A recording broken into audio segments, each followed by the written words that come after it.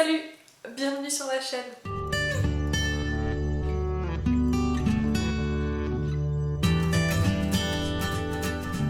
Et bienvenue dans cette vidéo un petit peu spéciale puisque aujourd'hui nous allons parler d'un sujet très précis. Enfin, je vais vous parler d'un sujet et j'attends évidemment vos retours en commentaire parce que vous allez vous rendre compte, je vais certainement oublier plein de choses.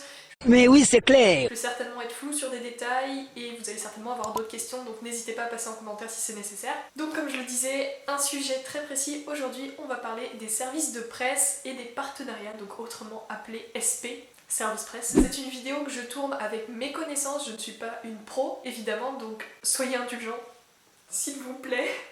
Je vais faire de mon mieux pour vous partager mon expérience, pour vous partager les avantages, les inconvénients, et je vais aussi essayer de... de vous parler de tous les points, de tous les formats, de tous les services presse que j'ai connus et aussi de mettre en avant tous les points de vue concernant les services de presse parce que bien évidemment j'ai mon propre point de vue mais il y a plein d'autres choses à prendre en compte, plein d'autres variables, donc évidemment je vais beaucoup parler dans cette vidéo. Je pense qu'elle sera très longue mais j'espère de tout cœur qu'elle aidera les personnes qui souhaitent recevoir des SP à comprendre comment le système fonctionne, qu'elle éclairera les personnes qui ne comprennent pas ce qu'est un SP et aussi bien évidemment j'espère qu'elle vous ouvrira les yeux sur le fait que recevoir un SP c'est pas toujours un cadeau. C'est quelque chose que je tiens avant tout à mettre en avant parce que vous allez vite comprendre dans la vidéo pourquoi je dis cela. C'est quelque chose de très spécifique. En tout cas pour moi je ne vis pas toujours bien le fait de recevoir des SP. Et bien évidemment, dernier point important de cette vidéo, je ne veux pas que vous preniez cette vidéo comme le fait que je me mets en avant parce que je reçois des services presse, parce que j'ai des partenariats. Non mais c'est pas possible ça. Non, ça va pas le faire, hein. Je ne veux pas non plus que cette vidéo soit un endroit où on lynche les personnes qui reçoivent des services presse parce que ils prennent tous les services presse et il y en a plus pour les autres, pour les plus petits youtubeurs, pour les plus petits blogueurs. Puis d'abord, à vous les saloperies de radio et de détesteurs là. Bien évidemment, le but de cette vidéo, ce n'est pas du tout ça. Le but de cette vidéo, c'est vraiment de renseigner les personnes parce que je sais que moi, lorsque j'ai appris l'existence des services presse et des partenariats, j'étais ravie de découvrir des vidéos, des blogs qui parlaient du fonctionnement, de leur vécu vis-à-vis de certaines maisons d'édition. Donc je vais essayer de faire le maximum ici et bien évidemment mes DM sur Instagram, ma boîte mail et les commentaires sont toujours ouverts pour toute autre question, tout autre renseignement et voilà, c'est parti. Alors, voilà le programme. Je me suis fait un petit plan parce que j'ai tendance à partir dans tous les sens, comme vous l'avez vu pour l'intro. Parce que là, je mélange mes pensées, mais je reviens toujours à ce que j'ai pensé, excuse-moi. Je me suis fait un petit plan, bien évidemment, les parties ne vont pas être vraiment segmentées, je sais pas comment dire, mais séquencées. Les parties ne vont pas être exactement séquencées, je vais parler un peu de tout le temps, mais je vais vous donner les plus grands points, comme ça, s'il y a qu'une partie de la vidéo qui vous intéresse, vous pouvez aller voir cette partie-là, mais s'il vous plaît, restez tout le long, c'est mieux. Évidemment. Alors, tout d'abord, je vais vous parler... J'ai l'impression de faire un exposé.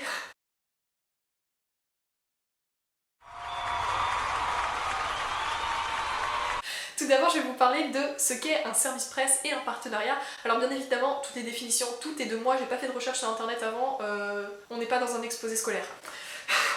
Je vais vous parler aussi de mon expérience, donc comme je le disais, des avantages et des inconvénients des services presse et des partenariats. Je vais aussi vous expliquer comment faire pour recevoir des services presse. Alors, il n'y a pas de recette miracle, à part le travail, mais on y reviendra tout à l'heure. Et enfin, je vais vous parler des nouvelles formes de partenariat et de ce que j'aimerais voir évoluer, en tout cas de ce que la blogosphère aimerait voir s'ouvrir sur les réseaux sociaux, sur les formes de partenariat. Et ce sera aussi dans ce point-ci que je vous parlerai de toutes les formes de partenariat que j'ai croisées. Moi personnellement, bien sûr, il en existe plein d'autres. Et bien évidemment, là j'aborderai les services presse et les partenariats qui concernent évidemment que le monde du livre. Vraiment, on va se concentrer sur les services presse et partenariats en papier, de livres, et en numérique aussi, mais numérique, lecture numérique quoi. Bref, cette fois-ci c'est vraiment parti. Donc tout d'abord, un service de presse c'est quoi? C'est un ouvrage, un livre, donc ça peut aller de la BD, à l'album, au roman, plus souvent en tout cas pour moi, qui est envoyé par une maison d'édition, par un auteur, donc moi je vais me concentrer principalement sur la maison d'édition, à un blogueur, à un journaliste, à un chroniqueur littéraire, à un libraire, pour que celui-ci découvre le livre avant sa sortie, ou même après,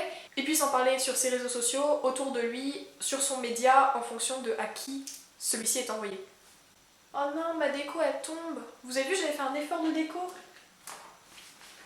La carte de Vampiria, c'est adieu. Et c'est ciao. Je vais la recoller quand même.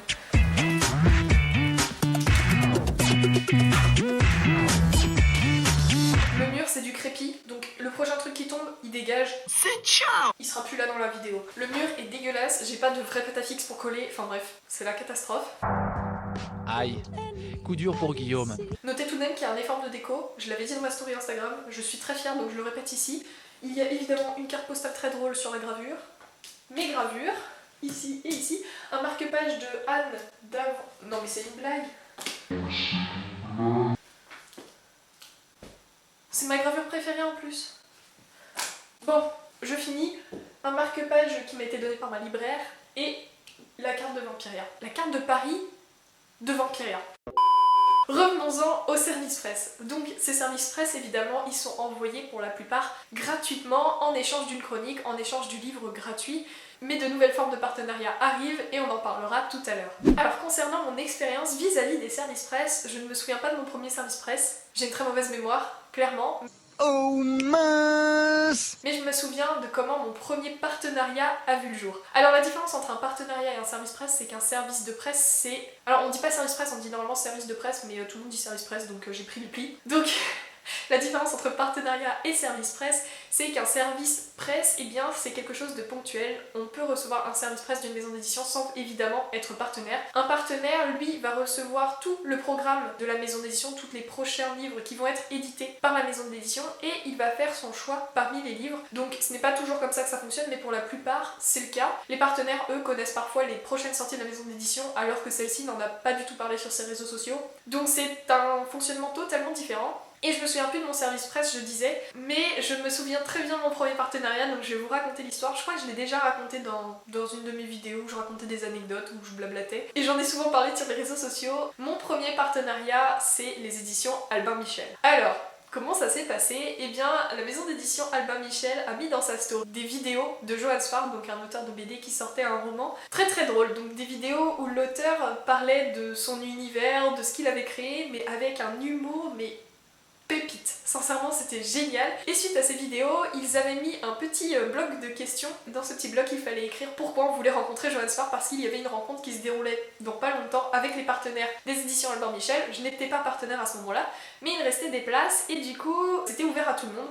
Et moi, dans ce petit encadré, j'ai mis pourquoi est-ce que je veux rencontrer Johann Sfar? Et bien parce que ça a l'air d'être un chouette type et que je pense que je vais bien me marrer lors de cette rencontre. Et figurez-vous que j'ai été retenue et je me suis rendue à cette rencontre avec Johann Sfar, avec les éditions Albin Michel, j'ai eu le livre, j'ai chroniqué ce livre, j'en ai parlé. Bien évidemment, j'ai parlé de cette rencontre avec beaucoup de bienveillance et d'humour, en tout cas avec mon humour.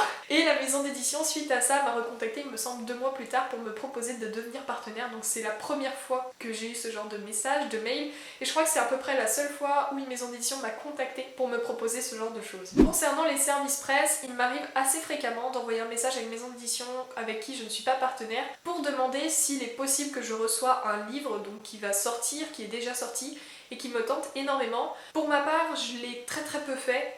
Enfin, il fut un temps où je le faisais beaucoup, je tentais, je me jetais dans la marée des services presse. Vraiment, j'ai essayé avec toutes les maisons d'édition, je me suis pris mais des centaines de refus.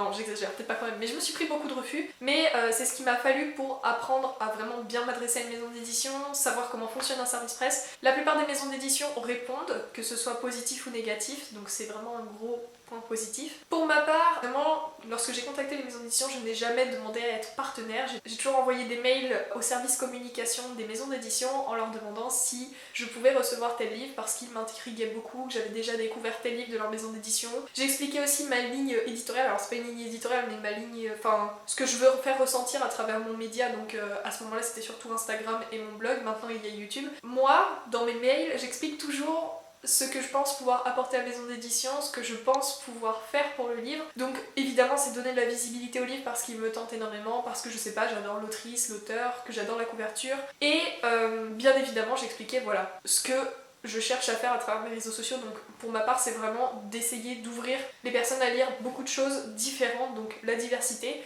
Ça n'a pas toujours porté de ses fruits de dire ça, mais c'est ce qui me tenait à cœur, donc je l'ai toujours fait. Ensuite, autre point très important, le but des services presse c'est de parler du livre, donc évidemment les maisons d'édition ont des attentes. Alors pour ma part, j'ai toujours un peu esquivé les maisons d'édition qui avaient des attentes trop importantes parce que je suis carrément tête en l'air, j'oublie de poster des chroniques alors que j'ai lu le livre depuis très longtemps. Enfin bref, il m'arrive toujours des trucs c'est improbable et c'est pas cool. Donc j'essayais toujours de faire attention lorsque je demandais un service presse, de savoir si le livre allait vraiment me plaire, parce que j'ai pas envie de recevoir un service presse juste pour recevoir un service presse. Il faut faire attention à ça parce que je pense qu'il y a toujours une frénésie à un moment où on se rend compte qu'on peut avoir des livres gratuits et on a envie d'en avoir plus. Sauf que le truc c'est qu'il ne faut pas que ça devienne une pression, et on en parlera tout à l'heure parce que c'est un point évidemment très important concernant les services presse. Je voulais dire quelque chose, c'était important mais je ne sais plus ce que c'est. Ah oui, c'est bon. Ce retour d'idées. Quand on demande des services presse, il arrive que les maisons d'édition refusent, mais parfois elles acceptent et même elles nous proposent d'autres livres. Alors en tout cas pour moi ça a été le cas. Lorsque j'ai demandé mes premiers services presse, il y a des maisons d'édition qui ont été très positives, qui ont été très réceptives à mes chroniques, parce qu'après je leur ai retransféré mes chroniques, et qui m'ont proposé de devenir partenaire. Donc mes premiers partenariats véritables, ils sont arrivés comme ça, mis à part Albin Michel, mais Albin Michel c'est vraiment... extraordinaire disons. Alors sur Instagram j'avais mis un petit sticker question et beaucoup d'entre vous m'ont demandé à partir de combien d'abonnés on peut demander des services presse, qu'est-ce que regardent les maisons d'édition pour avoir des services presse. Donc tous ces points là plus précisément on en reparlera tout à l'heure dans la petite partie comment faire pour devenir partenaire ou pour recevoir des services presse. Je vais vous parler moi de mon expérience. Je crois que j'ai demandé mes premiers services presse à 1100-1500 abonnés parce qu'avant je me sentais pas légitime. Je me sens toujours pas je me sens encore pas légitime aujourd'hui. Pour la plupart du temps, lorsque je demande un service presse, j'ai l'impression d'être un peu un usurpateur. Non, pas un usurpateur, mais je pense que vous voyez ce que je veux dire. En fait, j'ai toujours l'impression de ne pas être à la hauteur de recevoir ce service presse, de ne pas être à la hauteur d'exiger de la maison d'édition de m'envoyer un service presse. Alors, évidemment, j'exige pas, mais vous voyez l'idée. Et ouais, ça doit être entre 1000 et 1500 abonnés que j'ai demandé mes premiers services presse. Ces premiers services de presse ont été souvent refusés.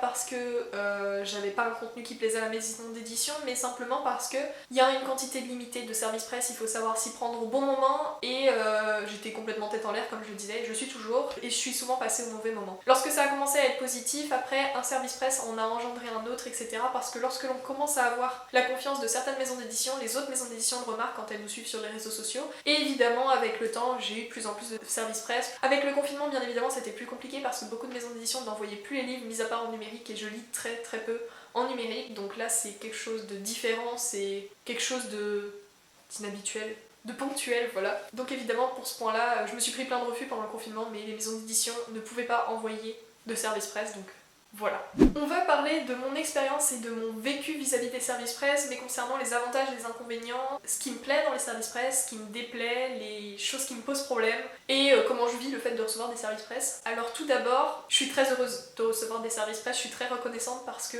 étant étudiante, je n'ai pas le budget pour acheter autant de livres que j'en lis. Il faut savoir que quand on lit plus de 15 livres par mois, le budget s'élève à plusieurs centaines d'euros des fois. Pour ma part, c'est plus le cas parce que maintenant je reçois des services presse et la plupart des livres que je lis en sont. Mais je dépense toujours beaucoup d'argent pour les livres, ça ne change pas. I'm a clown.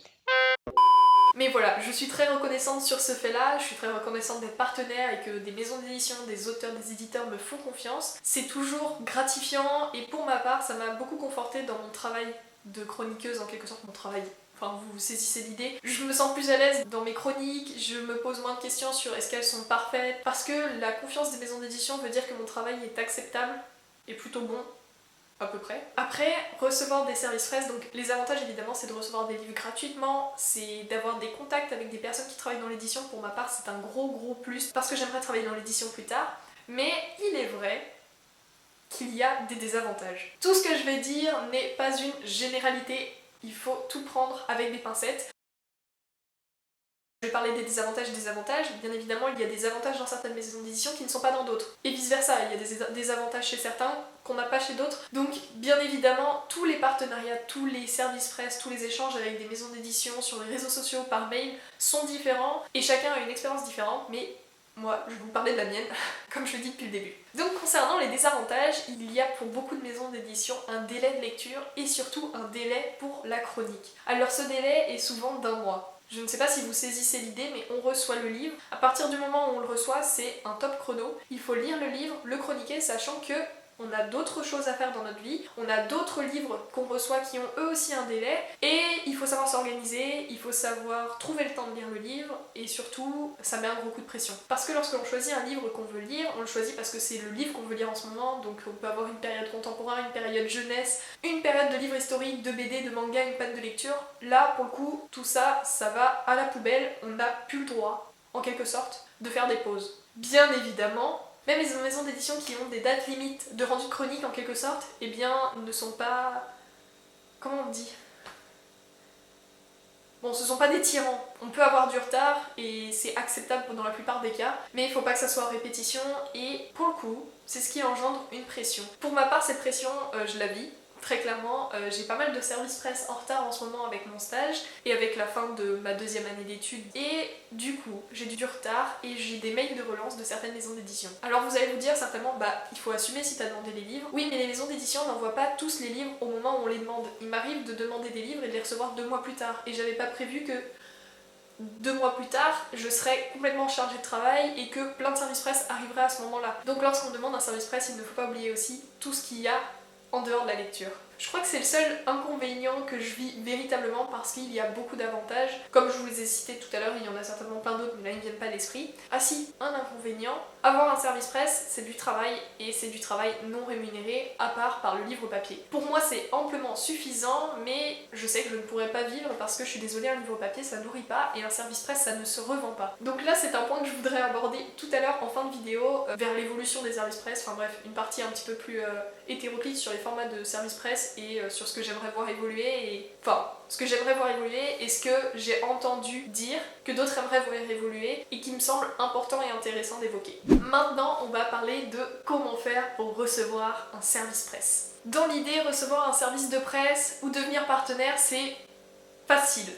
Mais dans l'idée seulement. Pour recevoir un service de presse, déjà il faut avoir une communauté réceptive à la lecture, évidemment, et avoir suffisamment d'abonnés pour que cela intéresse la maison d'édition. Alors, concernant le nombre d'abonnés, les maisons d'édition ne sont pas toutes similaires. Certaines regardent vraiment le nombre d'abonnés, d'autres regardent l'échange qu'il y a sous les posts, la répercussion que l'on a sur nos lecteurs. Donc évidemment, il n'y a pas de profil parfait pour devenir partenaire. Avoir une bonne communauté, c'est sûr, ça aide. Donc je dirais avant 1000 abonnés, c'est très dur de recevoir des services presse, mais tout dépend aussi de la maison d'édition vers laquelle on se tourne, tout dépend aussi du livre que l'on demande. C'est vraiment très différent dans chacun des cas. Recevoir un service presse, c'est faire de la publicité à la maison d'édition. On peut se considérer comme un panneau publicitaire en quelque sorte, même si ce n'est pas le cas. Donc si vous voulez vous faire une idée, imaginez vous mettez un panneau publicitaire sur une route très circulée où les voitures roulent à 50 km/h, et bien toutes les personnes qui vont prendre cette route vont voir le panneau publicitaire et vont prendre connaissance de l'information. Si vous mettez ce panneau publicitaire sur une autoroute,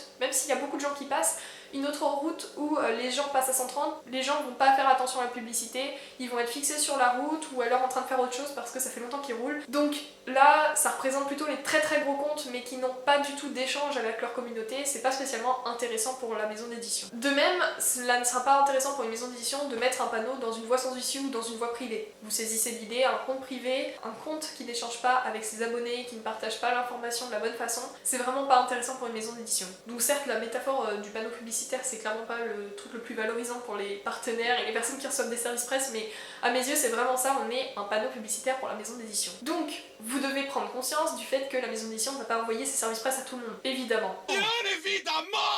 Donc c'est là où il faut se démarquer, donc bien évidemment en se démarquant on a plus d'abonnés, plus d'échanges, et par la suite on peut recevoir des services presse, mais aussi il faut savoir que ce n'est pas toujours le nombre d'abonnés qui fait la différence. Si vous avez des chroniques vraiment bien rédigées, il y a certaines maisons d'édition qui recherchent ça pour leur site internet, vous devenez chroniqueur en plus de partenaire, c'est totalement une façon de travailler différente. Il y a de la même façon des maisons d'édition qui vont plus regarder les photos, comment vous mettez en avant le livre, visuellement parlant, donc tout dépend de chacune des maisons d'édition, mais bien évidemment, si vous parvenez à faire des photos originales, belles et qui mettent en avant le livre d'une façon vraiment différente des autres, parce qu'il y a toujours un style à proprement parler qui se dégage. Par exemple sur Instagram, c'est toujours le même style de photo. Si vous arrivez à vous en dégager, peut-être que vous attirerez l'attention d'une maison d'édition. De même, si vous parvenez à faire des critiques, des chroniques littéraires qui sont toujours bienveillantes, même si vous n'avez pas lu un livre, mais que vous parvenez à voir les points positifs, ça sera toujours bénéfique pour la maison d'édition, parce que rendez-vous compte que si la maison d'édition vous envoie un livre, vous êtes obligé de le lire, mais celui-ci ne vous plaît pas du tout, vous devez rendre une chronique. Mais le but de cette chronique, c'est pas de dénigrer le livre, auquel cas la maison d'édition n'a aucun intérêt à vous envoyer le livre. Il faut partager votre véritable avis, donc si vous n'avez pas aimé, vous avez pas aimé, vous n'allez pas dire le contraire, vous n'êtes pas payé pour faire de la publicité positive concernant le livre, mais vous n'allez pas dénigrer le livre, dénigrer la maison d'édition ou l'auteur. Il faut toujours garder ça en tête, c'est quelque chose de très important vis-à-vis des maisons d'édition qui, lorsqu'elles vont vous sélectionner ou accepter ou non vous envoyer un service presse ou de vous faire partenaire,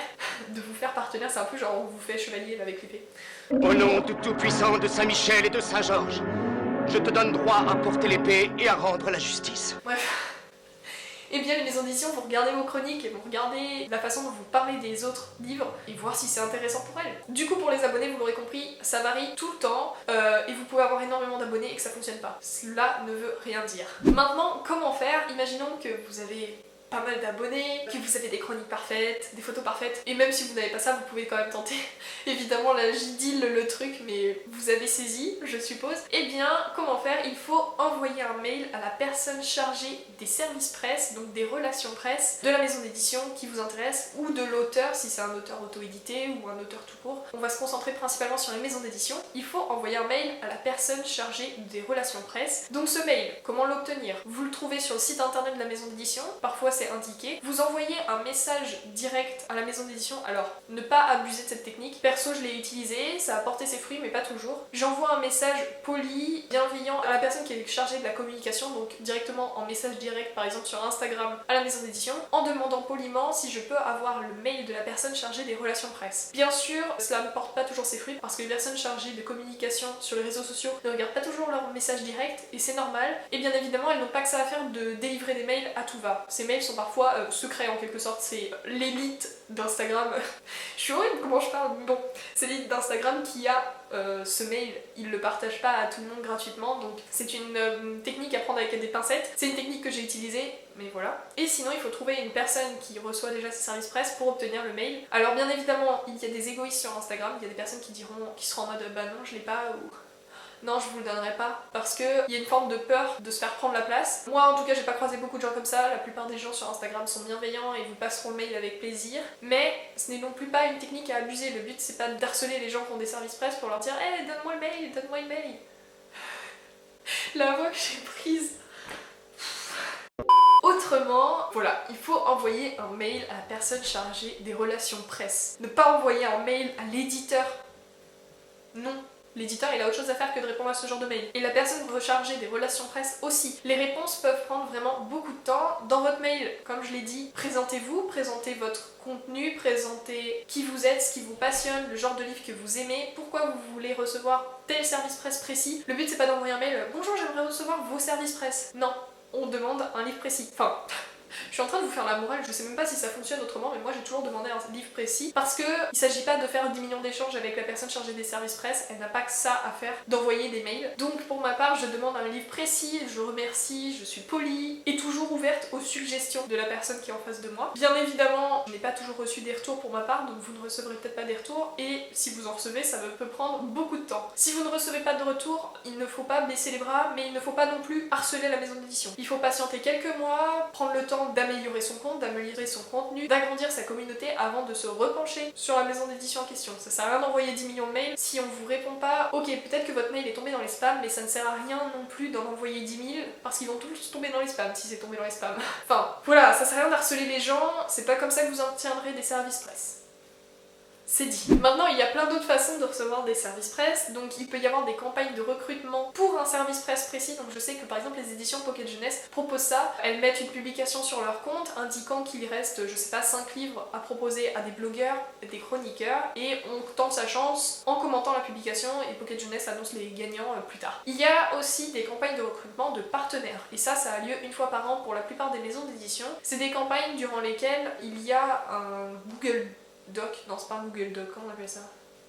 Enfin vous savez les questionnaires là, enfin les trucs où on remplit, on met son adresse mail, son adresse, et puis on répond à plein de questions. Et bien il y a plein de maisons d'édition qui mettent ça en place, donc je sais que récemment il y a eu Sarbacane et Hachette qui l'ont fait. Il y a une période où il y a eu Screenéo, il me semble que Screenéo fonctionne comme ça. En tout cas, là pour le coup ça se passe une fois par an et il faut être au rendez-vous, remplir tout le questionnaire. Et dans ce questionnaire il faut se présenter, il faut présenter sa communauté, enfin il y a plein de choses à faire, plein de choses à dire. Et il faut prendre le temps de bien rédiger, de bien s'appliquer, de montrer qu'on a de l'intérêt. Évidemment il faut pas être non plus lèche-botte, ça sert à rien de dire oh vous vous êtes ma maison préférée 10 fois dans le mail, enfin dans le texte. Évidemment c'est important de rappeler qu'on aime le travail de la maison d'édition, la ligne éditoriale et tout le blabla, mais ça sert à rien non plus d'être trop fantasque. C'est pas ce que la maison d'édition recherche, elle cherche des gens qui vont parler correctement de la maison d'édition, qui vont bien sûr en faire l'éloge, mais pas trop non plus. Juste un petit conseil. Donc là, après, tout repose sur la maison d'édition, vous n'avez pas envoyé d'autres mails ou quoi que ce soit, vous êtes sélectionné ou non, il n'y a pas d'entre-deux, c'est comme ça. Bien évidemment, souvent les candidatures ne sont jamais fermées, les maisons d'édition se gardent le droit de contacter certaines personnes qui ne sont pas partenaires pour envoyer un service presse juste une fois. Enfin, les maisons d'édition, après, une fois qu'elles ont vos contacts, elles peuvent vous contacter pour une campagne de communication autour d'un livre, un seul service presse, enfin bref, tout dépend de ce qu'elles recherchent. Bien évidemment, un partenaire va avoir plus de travail que quelqu'un qui reçoit un seul service presse. Donc tout dépend ce que vous recherchez. Tout ce que je peux vous dire, c'est de ne pas réclamer à tout va des services presse et de ne pas réclamer à être partenaire. Avant tout, il faut avoir une connaissance de la maison d'édition et tout simplement avoir déjà lu quelques livres, fait quelques services presse pour la maison d'édition avant de devenir partenaire. Sauf dans le cas où il y a des campagnes de recrutement, pour le coup ça fonctionne différemment. Bon, j'ai parlé beaucoup pour pas dire grand chose. Je vais regarder les questions que vous m'avez posées sur Instagram dans le petit blog de questions et après on passera à ce que l'on peut envisager pour le futur des services presse parce que ces derniers temps ça a beaucoup évolué. Je suis désolée, ça fait plein de bruit, c'est la boîte de ma carte SD. Les services presse ont beaucoup évolué récemment et vont beaucoup évoluer par la suite, donc on parlera de ça juste après. Mais avant toute chose, je vais aller voir vos questions. Alors il y a eu beaucoup de questions sur est-ce que les services presse et les partenariats ça met la pression. Je sais qu'il y a des blogueurs qui n'ont pas du tout cette pression que moi j'ai. Moi ça me met beaucoup la pression. Des fois je me dis j'ai envie de tout arrêter et d'acheter seulement les livres qui me tentent parce que accepter des services presse, accepter des partenariats parce qu'au stade où j'en suis, parfois c'est les maisons d'édition qui me contactent, la plupart du temps c'est moi qui contacte les maisons d'édition, mais maintenant il y a beaucoup de petites maisons d'édition ou des éditeurs qui me contactent pour un livre en particulier, une campagne de communication autour d'un livre, et j'ai beaucoup de mal à dire non. La plupart du temps, j'accepte, même si le livre ne me parle pas plus que ça, et je me retrouve avec des quantités astronomiques de services presse, de livres à lire. Et moi qui suis étudiante, moi qui suis en stage en ce moment, qui aime faire du sport, qui aime aussi dessiner, graver, qui a plein de passions, c'est difficile de trouver le temps de tout faire. Et avoir tous ces services presse sur le dos, c'est toujours une pression. Je m'inquiète sur les retombées. Est-ce que la maison d'édition va m'envoyer un mail pour me rappeler parce que je suis en retard? Parce que ça m'est déjà arrivé et je vous assure que ça fait vraiment... C'est un petit coup de poignard dans le dos, genre comme ça là. Ça coupe le souffle et ça fait un petit peu mal au cœur parce que c'est du travail, on n'est pas rémunéré et c'est des fois difficile de trouver le temps de tout faire. Donc oui, moi ça me met la pression, mais c'est pas le cas de tout le monde. Il y en a qui savent très bien s'organiser, demander pile poil le nombre de services presse parfait, ne jamais avoir une palle débordante, enfin bref, il y a des gens qui sont surhumains, je ne suis pas surhumaine. Alors, est-ce que c'est les maisons d'édition qui me contactent? Maintenant, il y a des maisons d'édition qui me contactent. Par exemple pour Albin Michel au début, c'est Albin Michel qui m'a contacté, c'était énorme. Mais la plupart du temps c'est moi qui ai contacté les maisons d'édition en première pour demander un service presse en particulier. Et plus tard c'est les maisons d'édition qui m'ont contacté pour proposer de devenir partenaire ou pour recevoir une nouvelle fois en SP. Maintenant j'ai beaucoup de maisons d'édition qui me contactent, enfin beaucoup, tout est relatif hein, mais plus qu'avant. Mais j'en contacte toujours autant, c'est donnant-donnant. Alors, sur quels critères ils choisissent les partenaires, mis à part le nombre d'abonnés? Comme je l'ai dit, évidemment, il faut avoir un contenu intéressant, être en interaction avec les autres lecteurs avec qui on échange. Il y a plein de choses qui rentrent en compte, la bienveillance, l'originalité du contenu et la cohérence avec la ligne éditoriale. Donc je sais que par exemple, Sarbacane, j'aime beaucoup les choix de partenaires qu'ils font parce qu'ils choisissent des profils très hétéroclites et des gens, surtout, qui ont une créativité très différente les unes des autres. Il n'y a pas de profil type pour le coup. Voilà. Alors, beaucoup de gens me disent je suis trop timide pour faire le premier pas, j'ai l'impression de ne pas avoir le droit de le faire. Si vous avez le droit de demander de recevoir un service presse, vous êtes timide, mais dites-vous que vous êtes derrière un ordinateur. Moi, mon premier... Enfin, là je suis en train de vous faire un peu la morale, mais la première fois que j'ai envoyé un mail à une maison d'édition, j'étais complètement flippée pareil. Il faut se dire que ça ne coûte rien d'écrire un mail. Au pire, on se prend une réponse négative, mais on aura tenté. Au mieux, il y a une réponse positive derrière. Certes, ça peut être difficile, on ne trouve pas les bons mots, on a du mal à écrire le mail, mais c'est important de tenter le coup parce que sinon vous allez juste regretter. Voilà, je pose ça comme ça. Ah, ça c'est intéressant, j'en ai pas parlé concernant les partenariats. Est-ce que je peux choisir les livres que l'on m'envoie, et même pour les services presse? Alors il y a des maisons d'édition qui se sentent libres d'envoyer un livre où tu n'as jamais demandé. Donc comment vous dire, ma palle déborde parce que je reçois des livres que je ne compte pas lire. Ça m'arrive. Faudrait que je les fasse gagner en concours, mais je prends pas le temps, ça prend trop de temps de faire des concours. Mais un jour ça arrivera. Sinon concernant les partenariats, oui, les maisons d'édition envoient leur programme de parution et on choisit les livres qui nous tentent. Après c'est dans la limite du raisonnable, il faut pas prendre tous les livres. Mais quand c'est le cas, la plupart du temps quand on nous offre le choix de choisir, choisir, je fais l'effort d'en prendre un, même si aucun me tente vraiment. Parce que je me dis, il faut respecter le fait que la maison d'édition nous a choisi comme partenaire, il faut respecter le fait que on prend la place de quelqu'un, donc si on prend jamais un seul livre de chez eux, ça se fait pas, logique. Mais oui, on a le droit de choisir les livres que l'on souhaite recevoir et lire. Ah, j'ai une bonne question. En fait là je suis en train de faire une FAQ, ça s'est transformé entre temps la vidéo. La question en question, bon jeu de mots involontaire. Quelle est ta meilleure surprise de lecture qui était un service presse vers laquelle tu ne serais peut-être pas tournée sinon? Alors là, j'ai pas ma bibliothèque sous les yeux, mais il y en a énormément. Un des plus gros avantages des services presse, c'est que l'on ne se tourne pas vers les livres vers lesquels on se serait tourné en librairie. Il arrive que les maisons d'édition ne te donnent pas le visuel avant de donner le résumé et on est tenté, alors que si on avait vu juste la couverture, et on serait complètement passé à côté. Le livre le plus récent pour le coup, qui m'a complètement surpris alors que je l'aurais jamais accepté si ça n'avait pas été un service presse, c'est L'Antidote mortel de Cassandre Lambert, un énorme coup de cœur. Le résumé, en fait, j'avais l'impression que ça allait être une histoire encore un peu lambda avec des aventures d'enfants dans un royaume avec des pouvoirs et tout. C'est pas ça. C'est mais absolument génial. Et c'est un livre vers lequel je me serais peut-être tournée beaucoup plus tard après avoir lu des avis, tout ça, mais je l'aurais pas acheté de moi-même à sa sortie. Après, pour le coup, il y en a énormément et moi qui adore lire des choses que je ne connais pas, qui adore me plonger dans des univers complètement différents de ce que j'ai l'habitude de lire, les services presse c'est une véritable aubaine. Vraiment, c'est le plus beau cadeau qu'on puisse me faire parce que je me lance vraiment dans des lectures qui ne sont pas mon genre de prédilection et c'est grâce à ça que j'ai découvert mes plus gros coups de cœur, clairement. Autre question, est-ce que j'ai déjà eu des partenariats qui se sont mal passés? Alors pour ma part non, j'ai jamais eu de problème avec des partenaires. Non, avec des partenaires. J'ai jamais eu de problème avec des maisons d'édition avec lesquelles je suis partenaire. Je suis pas partenaire avec énormément de maisons d'édition. Les seules choses qui me sont arrivées, c'est d'avoir des refus de la part de maisons d'édition avec qui je suis partenaire parce que certainement je mets trop de temps à lire les livres. Donc en gros, je demande un livre du catalogue et on me dit non. Non, c'est pas possible. Alors c'est pas toujours ma faute, ça peut être le fait qu'il y a déjà eu trop de demandes, j'en sais rien. Mais voilà, ça se passe pas spécialement mal, mais c'est un peu vexant. Un autre truc qui me dérange un peu, c'est quand on dépasse le temps d'un mois, certaines maisons d'édition, comme je le disais tout à l'heure, demandent de lire le livre pendant une période très concise avant la sortie du livre ou juste après, mais évidemment c'est très rapide parce qu'il faut que le livre vive dans son peu de temps de vie, le temps qu'il est sur l'étalage, après il se meurt dans les rayons, le pauvre. Et du coup il y a des maisons d'édition quand on est hors délai qui envoient des messages et personnellement, des fois je le prends pas très bien. Parce que je me mets déjà une pression énorme toute seule, j'ai l'impression déjà de me punir toute seule quand je suis en retard sur un service presse, parce que à chaque fois que je le vois, limite j'ai envie de pleurer. Enfin, je me dis mais c'est pas possible, pourquoi j'ai fait ça, pourquoi j'ai accepté de prendre ce livre en plus, parce que j'ai plus le temps, gna gna gna. Et la maison d'édition en remet une couche, si vous voulez, je me sens mal, je suis vexée à un point, mais je peux m'en vouloir qu'à moi, mais vous voyez.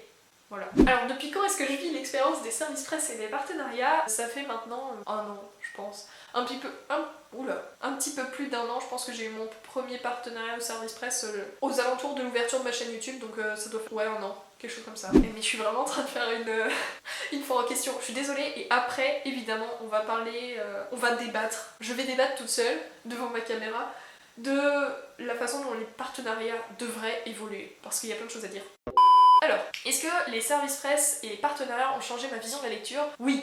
Évidemment, ça a complètement changé ma vision de la lecture. Maintenant, je mange les livres, littéralement, je les lis beaucoup plus vite parce qu'il y a cette pression de il faut rendre la chronique à l'heure. Donc, bien évidemment, comme je disais tout à l'heure, il y a des gros avantages, ça me permet de découvrir des livres que j'aurais pas lus si je n'avais pas eu ce livre en service presse. Mais il y a le contraire aussi. Recevoir un livre d'un partenariat ou d'un service presse lorsque le livre n'est pas paru, on n'a pas de retour de d'autres lecteurs. On sait pas si le livre va plaire, s'il est bien traduit ou quoi que ce soit d'autre. Du coup, évidemment, lorsque l'on le reçoit et qu'on le lit, on peut être totalement déçu. Depuis que j'ai des services presse, évidemment, je fais des très belles découvertes, mais aussi j'ai eu beaucoup de déceptions parce que je reçois le livre avant même d'avoir vu d'autres tours, donc je ne sais pas ce que je vais en penser. Je peux pas me reposer sur le fait qu'un autre chroniqueur l'a lu et l'a apprécié et me dire bon, ça devrait aller avec moi. Aussi, évidemment, je prends moins le temps d'apprécier ma lecture. C'est-à-dire que avant, lorsque je lisais un roman, je faisais exprès de le faire durer sur des semaines parce que je l'adorais. Là, je ne peux plus faire ça. Il y a d'autres romans qui attendent derrière d'être lus, d'être chroniqués. Donc évidemment, ça a changé ma façon de lire. Je lis beaucoup plus vite. Alors, je lis beaucoup plus vite. Je lis lentement. Je crois que je lis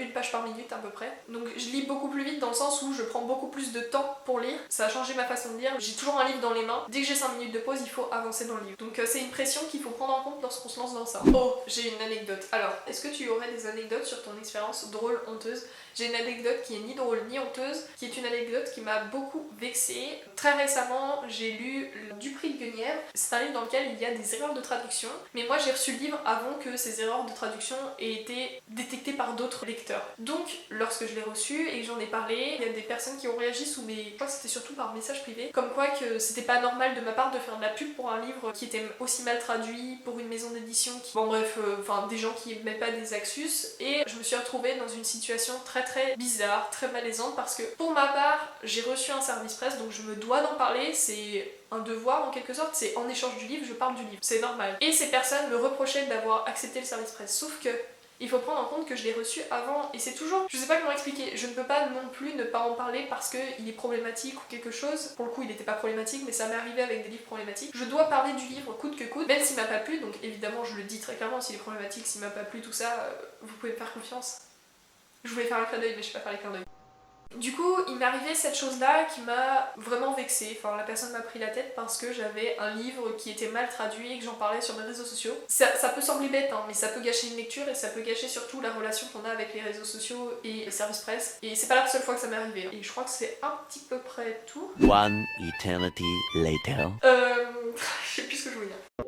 Il est grand temps de passer à mon débat personnel sur l'évolution possible des services presse. Alors là, beaucoup d'entre vous vont être complètement d'accord avec ce que je dis, d'autres vont être complètement en désaccord. Chacun va avoir un avis différent suivant son vécu sur les réseaux sociaux, suivant sa façon de vivre la lecture, très clairement. Tous les points que je vais aborder à partir de maintenant ne sont pas spécialement mon avis personnel, ce sont des avis que j'ai lus, que j'ai eu la chance de débattre avec d'autres blogueurs. Alors c'est pas des avis que j'ai débattus, c'est des points de vue qui ont engagé des débats avec d'autres. Bien évidemment, je vais essayer de parler d'à peu près tous les points, et il y a plein de choses à dire. Faut que j'arrête de jouer avec ça doit être chiant. Encore une fois, le boîtier de la carte SD, je vais le mettre là. On va commencer fort, les services presse c'est du travail. Il ne faut pas oublier qu'un service presse, lorsque l'on reçoit, ça demande un temps de lecture, donc si on lit un gros roman, ça peut prendre plus de 8 heures. Puis il faut un temps pour prendre la photo. Pour ma part, quand je vais prendre des photos, ça me prend tout un après-midi, je prends plein de photos en même temps, mais voilà, ça bloque une journée. Et enfin, il faut écrire la chronique et échanger après avec les personnes qui vont commenter cette même chronique. Donc tout ça, c'est du travail. C'est énormément chronophage, je veux bien que ça soit une passion, c'est une passion pour ma part, mais il faut pas oublier que c'est du temps personnel, c'est du temps qui n'est plus disponible, c'est du temps que l'on donne à la maison d'édition pour leur faire de la pub sur leur livre. Pour moi, ce travail devrait être rémunéré. Alors attention, ça ne sert à rien de venir m'insulter dans les commentaires. Il faut vivre la vie au jour le jour, à la seconde. Je sais, et j'ai le même point de vue que beaucoup d'entre vous, recevoir le livre c'est une énorme rémunération déjà, sauf que, comme je le disais au début, recevoir un livre cela ne nourrit pas. Donc, tout ce que je voulais dire c'est que les services presse vont être amenés à changer dans les années prochaines. C'est sûr, c'est obligatoire, les maisons d'édition vont être obligées. Je ne vois pas comment ça peut être possible autrement. Déjà car il ne faut pas oublier que tous les autres domaines, donc que ce soit la mode, que ce soit les jeux vidéo, 12 seconds later. et pour l'instant c'est les seuls qui me viennent en tête.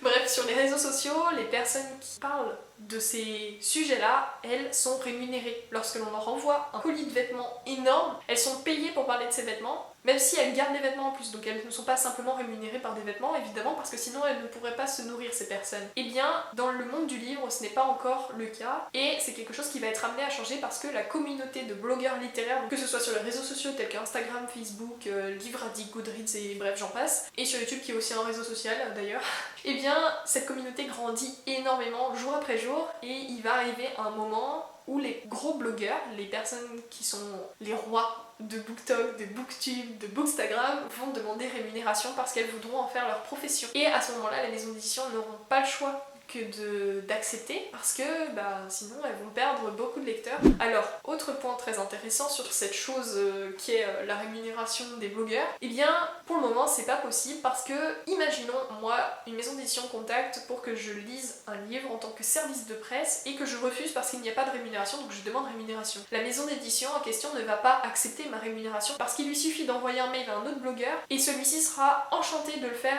sans être rémunéré. Donc c'est un point qui est très très délicat. Les maisons d'édition, elles n'ont pas besoin de rémunérer les blogueurs parce qu'il y a suffisamment de monde qui serait ok pour recevoir des livres gratuitement, et je pense qu'au vu de toutes vos questions sur comment faire pour devenir partenaire ou recevoir des services de presse, au vu du nombre de questions, je pense que vous seriez nombreux à accepter sans être rémunérés. Et pourtant, recevoir un livre, le lire, le chroniquer, c'est du travail, ça prend beaucoup de temps et il devrait possiblement y avoir rémunération. Donc voilà, il y a le problème de rémunération qui se pose. Et il y a aussi un autre problème, c'est que je ne sais plus quel était l'autre problème dont je voulais vous parler.